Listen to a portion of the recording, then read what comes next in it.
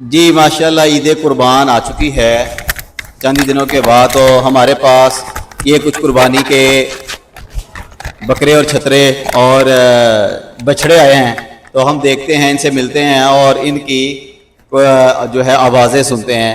जी सबसे पहले ही हमारे साथ है एक मोटा ताज़ा काला बकरा, तो चलें जी।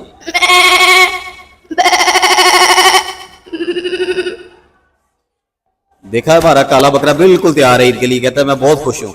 जी अब चलते हैं हम। ये हमारा एक जो है ब्राउन कलर का बछड़ा है, ठीक है। तो आप पूछते हैं कि बछड़े की ईद के हवाले से क्या तैयारी है।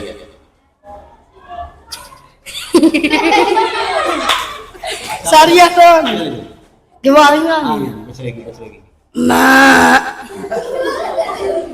ठीक है जी। अच्छा जी, इसके बाद ये बछड़ा था और ये हमारे पास एक कट्टा है, ठीक है। तो इसके बाद जी, और ये एक बकरी है हमारे पास, ये भी देखते हैं इसकी। जी जी, ये सबसे ज्यादा बार पुरजोर जो है इनमें ये हमारा काला बकरा है जी। तालियां, बकरों की तालियां।